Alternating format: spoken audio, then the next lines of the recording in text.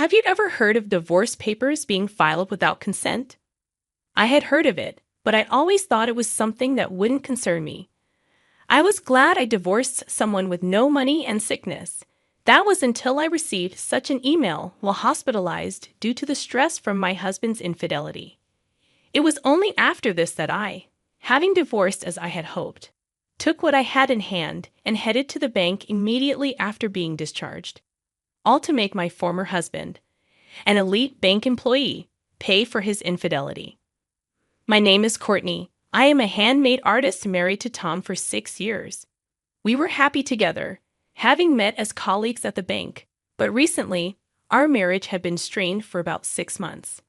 Tom began coming home late and became glued to his phone at home. He used to talk on the phone inside the house, but then he started going out to the car to talk. Suspecting an affair, I decided to hire a detective agency after much deliberation. It cost some money, but I thought it would be worth it for peace of mind. A month after hiring them, I found out about Tom's affair. His lover was a woman named Michelle, a teller at the same bank. From the report, it seemed she continued to approach Tom even knowing he was married. The report included photos of them entering a hotel, kissing on the street, and enjoying meals together. I couldn't give up on Tom. I believed his affair was just a moment of folly, and that he would return to me. Wanting to be an even better wife, I changed my hairstyle, put on makeup, cooked with more effort, and always smiled. But all my efforts went unnoticed, and the days when Tom wouldn't touch his food increased, pushing me into deeper stress. I had resolved not to confront him, but seeing him leave the house happily on the phone every day made it impossible to hold back. You seem busy lately, getting a lot of calls. Is work so demanding that you need to handle it even after you come home? I asked. Yeah, you quit the bank to marry me after working there for about 2 years, right? You might not understand, but it's a busy season now. It's easy for you, isn't it? No busy season, no earnings, just a leisurely life as a handmade artist, Tom replied, laughing in a way that seemed to mock me. I was shocked by his behavior. The Tom I knew before would never have said such things about my work, nor would he have laughed at me through his nose. He used to praise the pieces I made and supported me through my late-night work sessions. You don't have to say it like that. I might not be as busy as you, but I take my work seriously.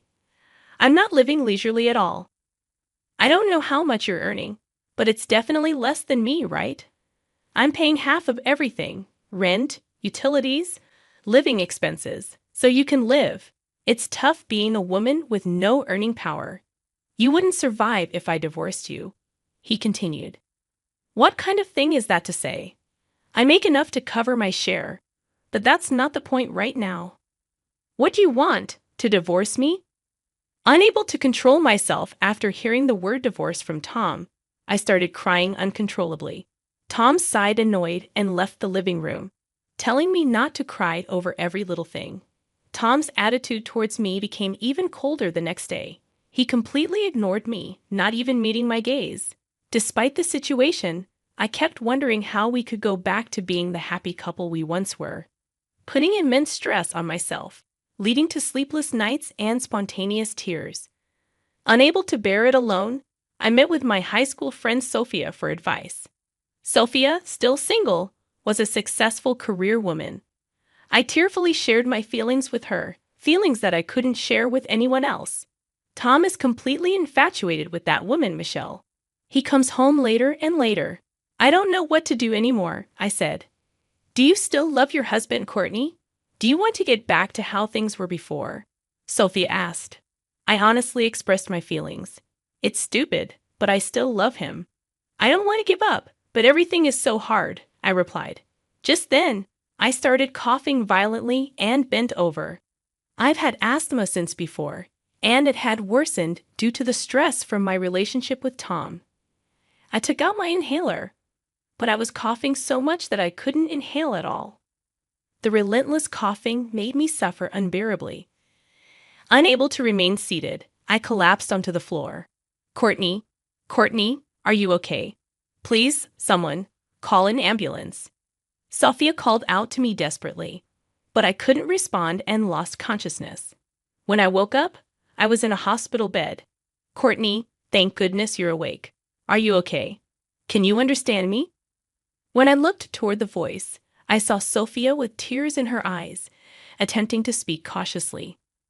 I managed to utter thanks despite coughing, expressing my gratitude with just a single word. Sophia nodded while crying and immediately pressed the nurse call button to summon a nurse. Then the attending doctor arrived and explained that due to the severity of my asthma symptoms, I would need to be hospitalized for about a week. With nothing prepared for a sudden hospitalization, Sophia bought me a hospital admission set from the shop and filled out the necessary paperwork. I tried to inform my husband about my hospitalization, but couldn't reach him. Sophia tried calling Tom's cell phone, but he didn't answer. Considering contacting my workplace, I hesitated, fearing their reaction. Eventually, Sophia helped me draft an email, which she sent on my behalf. Sophia stayed until the end of visiting hours and then left. I drifted in and out of sleep due to the medication, constantly checking for any messages from Tom. The first message from him came at 1:00 a.m. If you're hospitalized, there's nothing I can do. I'm busy with work, so I won't visit you. Upon reading that email, I felt truly sad, hurt, and miserable. It wasn't just that Tom said he couldn't come because he was busy, but that he wouldn't come at all, which made it clear to me that he no longer had any love for me. I thought I shouldn't cry, but tears came uncontrollably beyond my will. I didn't reply to the email and just cried until morning. 2 days passed. Tom didn't visit, but Sophia diligently showed her face after work. That's great. You look a bit better. Are you able to eat? I brought your favorite novel, she said. Sophia's lively visits and smiles saved me. I can't thank her enough. Thank you. I'm feeling quite good today. My cough has settled down a lot. The doctor said he'd consider discharging me in about 2 more days. Sophia was really happy and planned for us to go out and eat something healthy after my discharge. As Sophia and I were discussing where to go, I received an email notification. Glad I divorced a broke, sick person. Reading the email from Tom over and over, I couldn't understand its meaning and just froze with my phone in hand, my heart racing and my mind in turmoil. You don't earn much, do you? Falling sick without doing any serious work. Don't make me laugh, wife. Lottery a big failure. So I filed for divorce. Take care, the email continued. Seeing the follow-up email, I laughed unconsciously. It felt like a farce, getting divorced by Tom while hospitalized for asthma. Tears came along with laughter, and I found myself crying and laughing. Seeing me like that, Sophia shook my shoulders in a panic. What, Courtney? What happened? Are you okay? She asked. I handed my phone to Sophia, showing her the emails from Tom. Reading the message, Sophia's face turned red with anger. Look, Courtney, I know you love your husband. And I didn't want to say anything. But maybe it's time to let go, she said. I understood what Sophia meant. Even though she started crying from the emotion, she managed to put her words together. Just divorce him, Courtney. You need to take care of yourself. No matter how much you love him, sorry to be blunt, but you can't be happy with such a crappy man, Sophia said, looking sorry, knowing it was not her place to meddle in marital affairs. But I smiled back at her. It's okay, really. I knew it deep down that it was impossible to continue, but I lacked the courage to divorce, always looking away. But it's over now. I'll divorce Tom when Tom brought up divorce. I was afraid of the separation. I still loved Tom and was scared of how others would react to our divorce.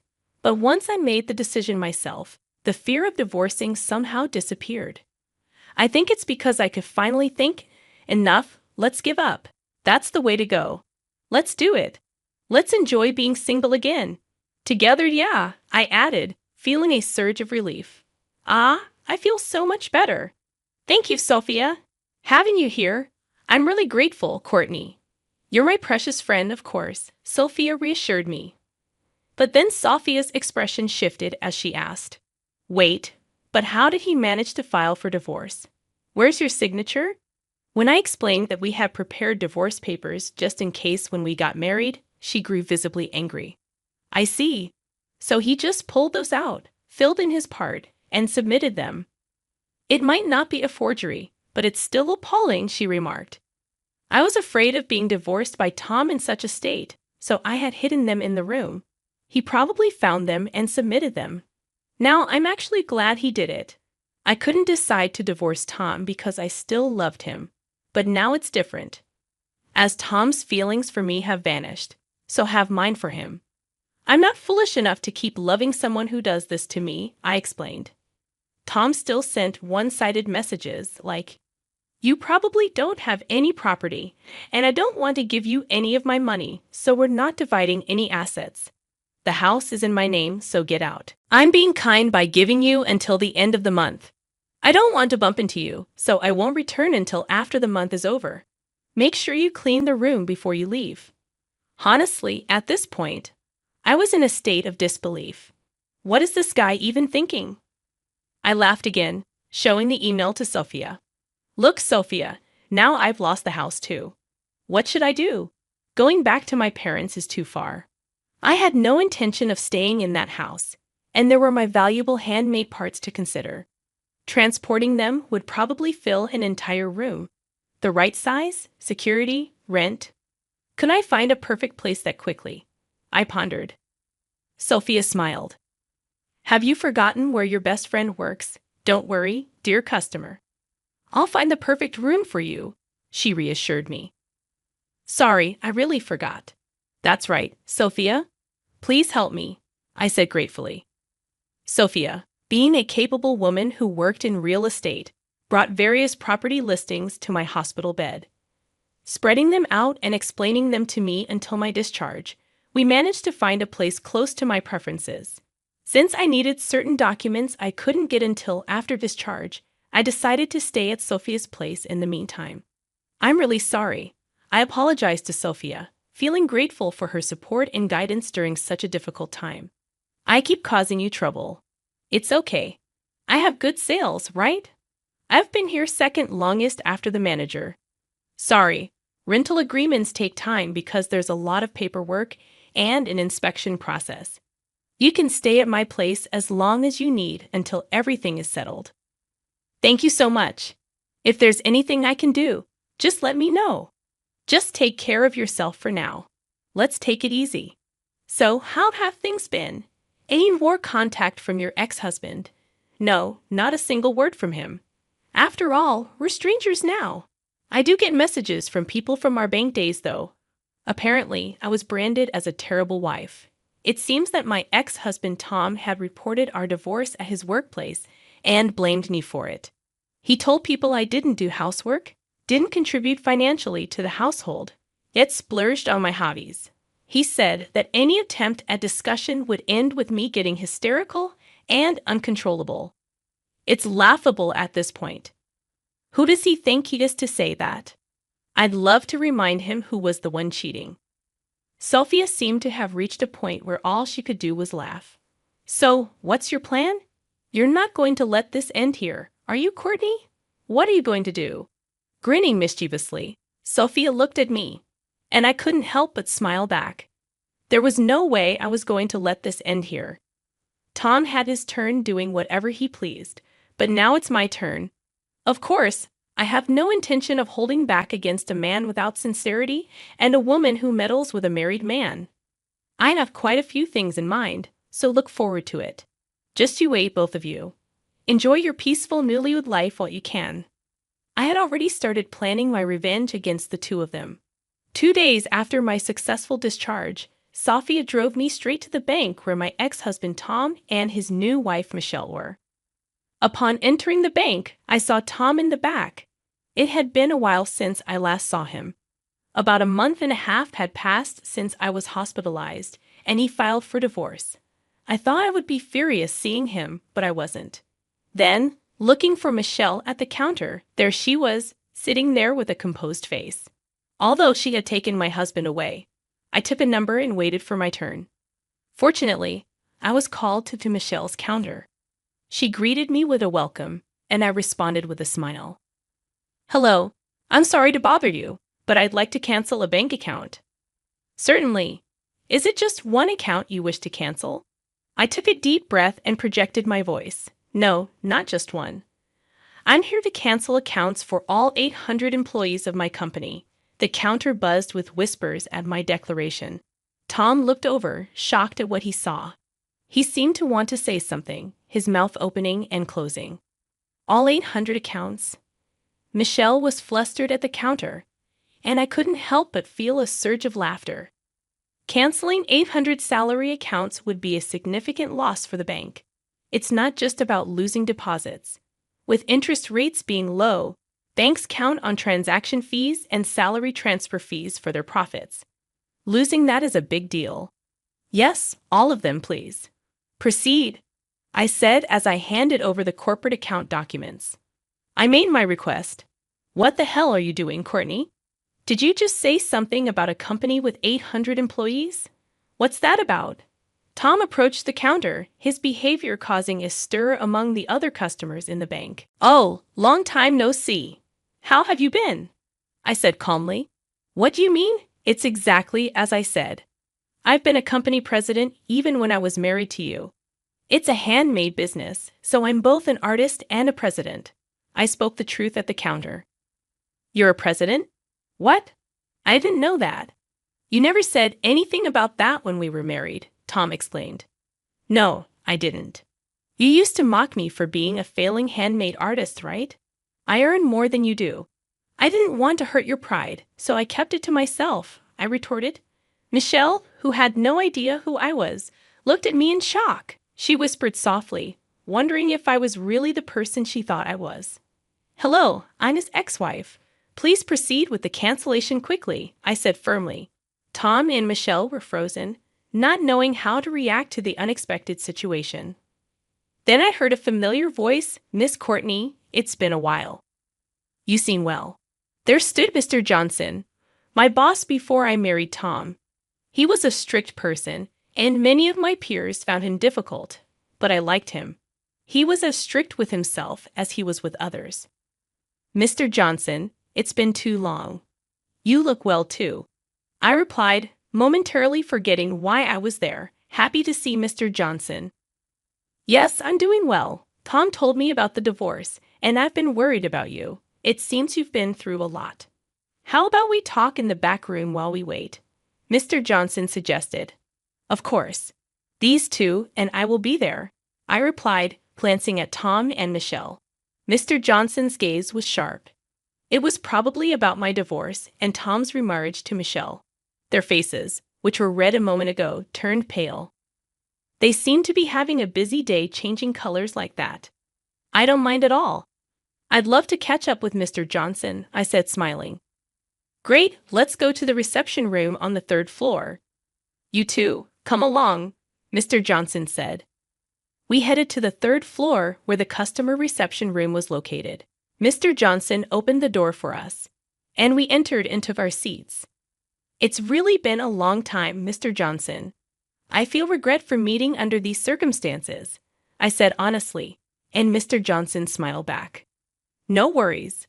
I was surprised by the situation, but I'm glad to see you're doing well. I was shocked to hear about the divorce from him, and even more so about his quick remarriage, Mr. Johnson said, glancing at Michelle and continuing, and I don't believe the divorce was your fault, as he claimed. Wait a minute, Mr. Johnson. Are you implying that we're to blame? Is that not the case, if I'm wrong? Tom interjected. I apologize, but you see, I've taught her about work for several years. She was always the most meticulous, organized when it came to cleaning. And if I recall correctly, she used to bring homemade lunches every day, right? Mr. Johnson asked me. His precise recollection of these details from years ago made me feel appreciated for my efforts. Not doing housework, not contributing financially to the household, but spending on hobbies, and becoming hysterical during discussions. That's what you've been spreading around as the reason for divorce. But Courtney is not like that. Mr. Johnson defended me so firmly that tears welled up in my eyes. It felt overwhelming to have someone who understood. But that's the truth. You only know her from a work perspective, and you might suspect we had an inappropriate relationship, but that's not true. Yes, that's right, I never cheated. I just couldn't stand seeing Tom so down after his divorce. And while I was cheering him up, he proposed. Tom attempted to explain, while Michelle argued her point with tears, like a tragic heroine. Ridiculous. I was the one who was hurt. I interjected, taking out a document about the thickness of a notebook from my bag. Would you like to see this, Mr. Johnson? You too can look as well. Oh, but perhaps there's no need. You're probably well aware of what's in it. I handed over the investigation report from the detective agency to Mr. Johnson, who took it while smoothly dodging Michelle's attempt to grab it. Sit down and be quiet. Mr. Johnson's stern command silenced Michelle, who shrieked and clung to Tom. What is this? You said your wife was too stupid to notice anything. This is not what you told me, Michelle, Tom exclaimed, attempting to defend himself. It's not like that. She really is stupid. I never thought she would do something like this, Michelle added, calling me stupid. Too much, aren't you? Just as I was about to retort, Mr. Johnson's furious shout exploded. The idiots here are you two, cheating on your wife, Tom, and you, Michelle, getting involved with a married man, playing the victim. You two are the offenders, and Courtney is the victim. Thank you for saying everything I wanted to say. It feels refreshing. But may I add something? I asked, feeling empowered by Mr. Johnson's strong support. Of course, say it. I won't stop you, Mr. Johnson encouraged. Grateful for Mr. Johnson's strong support, I continued. He nodded at me vigorously and began reading the report with intense focus, his frown deepening. You called me stupid, but do you think a stupid person can run a company? It turns out you were the one with the lesser income. How much was your salary again? It's $100,000. That's plenty. Tom was so proud of his $100,000 salary, which seemed hilarious to me. Michelle nodded along, seemingly proud as well. Is that so? Well, it's not bad. But mine is $400,000. I have 800 employees, and it's only our 4th year in business, the handmade business you look down on. I started a company with my friends. $400,000. I revealed, watching Tom and Michelle's faces drop in disbelief at the revelation that the person they underestimated was actually a company president earning $400,000. Yes, business is booming, so we're planning to hire more staff, I added with a satisfied smile. I thought it would be beneficial to have our employee accounts with your bank, but there's no need to be considerate anymore. So I'm canceling them all, I declared firmly. Tom and Michelle were taken aback by my sudden decision. Just wait a minute. If you cancel, the bank's deposits will increase. Having salary accounts means potential for housing mortgages and such. It's a big loss for the bank if you cancel, Tom tried to reason, seemingly forgetting my background as a former bank employee. It seems he forgot that I used to be a bank employee, the basic knowledge that any bank employee would have. He's making it sound like a revelation, I thought to myself. Yes, I'm aware. It's basic knowledge for a bank employee, isn't it? Are you underestimating me? Why should I be considerate of an ex-husband who cheated and filed for divorce while his wife was hospitalized with asthma? Tom's face paled as he realized his mistake. Michelle began to cry, and Tom, overwhelmed with frustration, prostrated himself, begging for forgiveness. Please, I'm sorry. It was just a fling, you understand, right? She came on to me strongly, and well, I just went along with it, Tom confessed, his voice trembling. Michelle, angered by Tom's admission, lashed out at him, blaming him for their affair. The scene before me was so absurd that I couldn't help but laugh. Ridiculous, utterly ridiculous. Are you kidding me? What value does such a prostration hold, especially when you have no value to begin with? Mr. Johnson intervened, his voice dripping with disdain. Exactly. Having seen incontrovertible evidence, I'll make sure you are punished accordingly. Your affair has led to the bank suffering the disadvantage of mass account cancellation, Mr. Johnson stated firmly. Tom and Michelle could only hang their heads low in shame as they realized the severity of their actions. As our conversation ended, the account cancellations were completed, and I left the bank feeling refreshed. Later, Mr. Johnson informed me that both Tom and Michelle had been dismissed for their misconduct. Unemployed and struggling to make ends meet, they faced the consequences of their actions. Interestingly, Tom continued to send me messages and emails, begging for reconciliation after divorcing Michelle. I ignored his pathetic attempts, forwarding them to Safia for a good laugh. I also filed for compensation through a lawyer, ensuring that Tom didn't get a penny from my company's assets. Divorce wasn't easy, but working hard post-divorce made me realize how happy I am. I even wished I had divorced sooner. Humans are strange creatures indeed. With plenty of money to spend freely and no grievances, I've decided to live my life valuing myself more from now on.